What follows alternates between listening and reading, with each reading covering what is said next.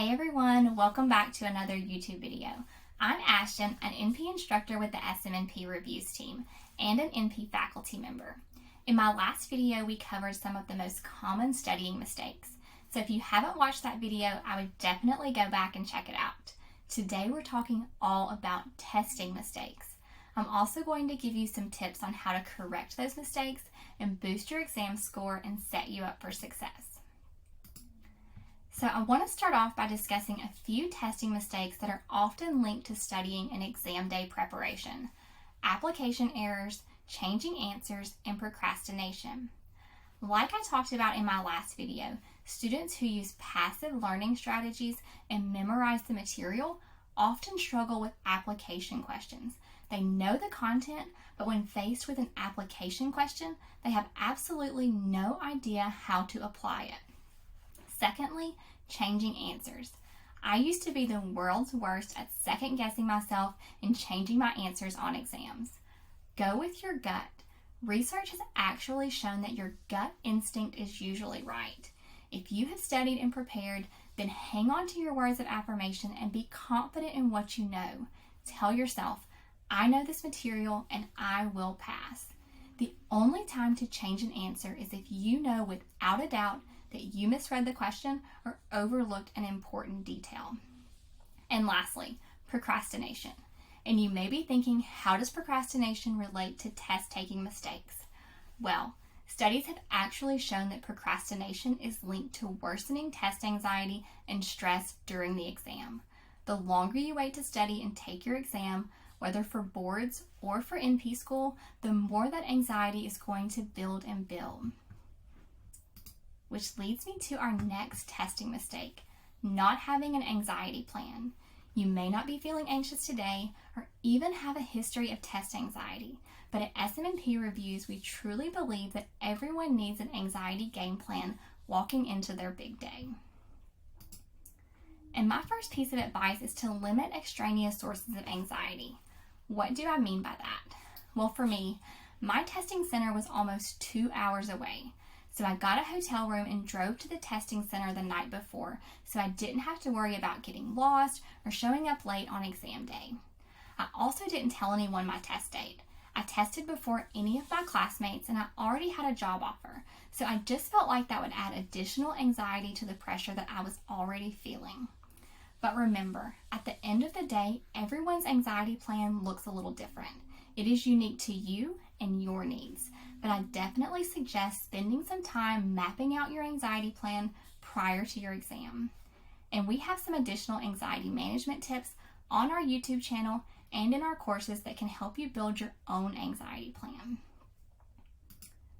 Next, I want to talk a little bit about time management. When a student approaches me about their exam score, whether if it's for their board exams or an exam in NP school, the first thing I look at is how long did it take them to take their exam? Did they use their time wisely? And I see two types of common errors in regards to time management. Number one is the sprint.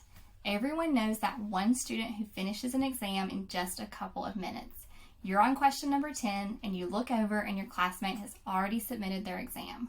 Wow, some students are just really quick test takers, and that is totally okay if they are scoring well on their exams.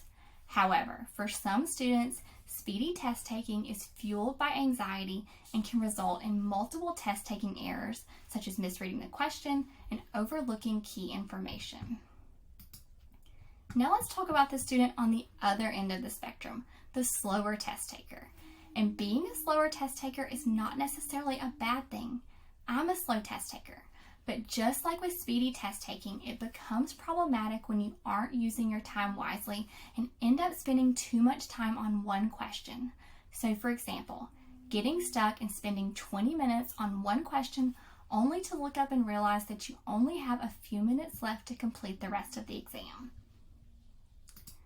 So how can you improve time management while testing?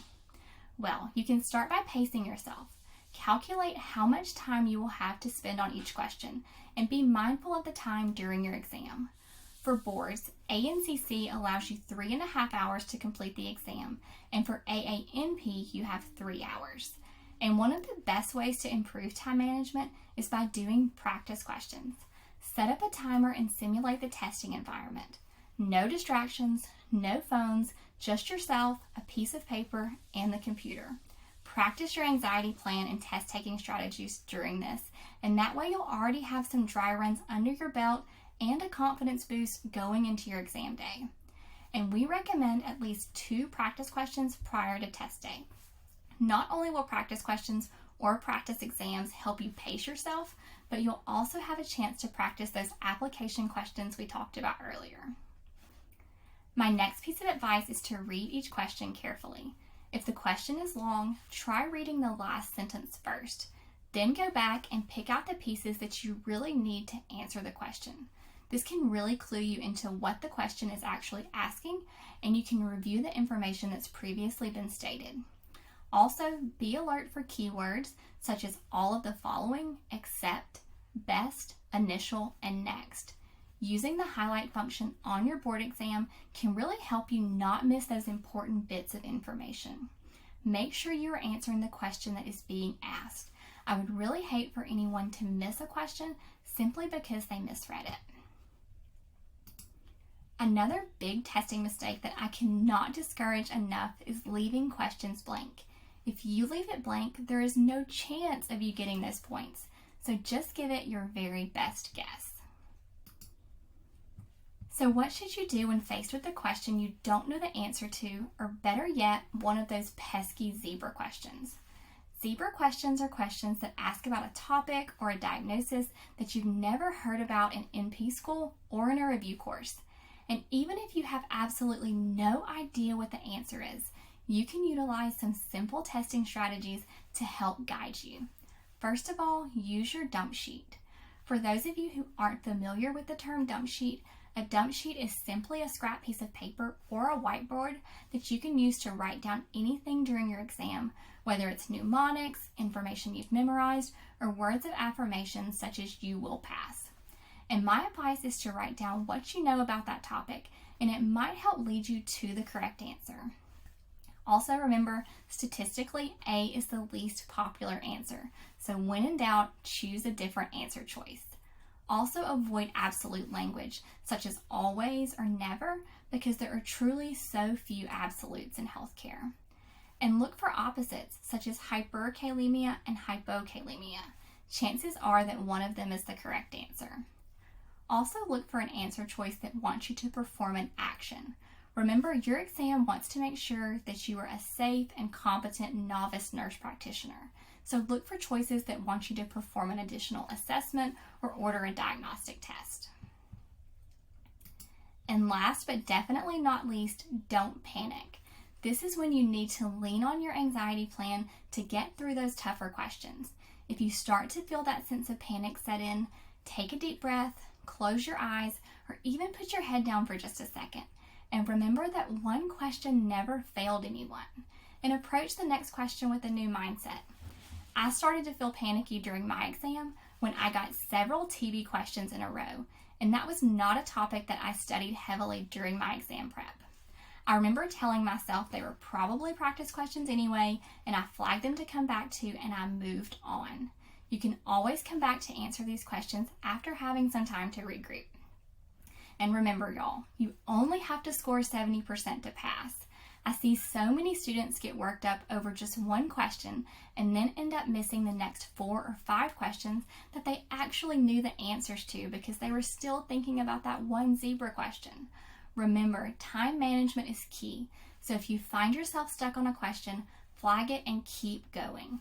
You never know what might jog your memory as you're taking the exam, and you can always come back to that question later. Just don't leave it blank. And the last thing I want to leave you with is to find what testing strategies work best for you and make you feel the most confident when hitting that submit button. My personal test-taking strategy stems from years and years of making errors on math tests and a horrific testing experience while in NP school. It was my very first pharmacology exam, and I was taking it on my birthday, no less, and I was on the first couple of questions, and my computer screen froze up. I rebooted my computer, and once I made it back to the testing page, it had submitted my exam. So of course, I went into absolute full-blown panic mode, and of all times, my professor was on a cross-country road trip and I couldn't get in touch with her. So thankfully, it all worked out in the end and I was able to retake the exam. However, since that experience, I've had severe test anxiety. Now, when I'm taking an exam, I go through the entire test and make sure every question has been answered. Then, if time allows, I go back and reread every single question and recheck my work. Again, not the most conventional test-taking strategy, and I do not recommend it for everyone due to that temptation to change answers, but it works for me. Alright y'all, that's all for this video. We hope you find this helpful as you prepare for your exam, and we cannot wait to see you become the real deal very soon. If you are looking for a board prep course that helps decrease test anxiety and increase confidence, then you should definitely check out our website for more information on our live reviews and self-paced courses. Remember, you can and will pass with the right preparation and anxiety plan. We are absolutely rooting for you. Happy studying.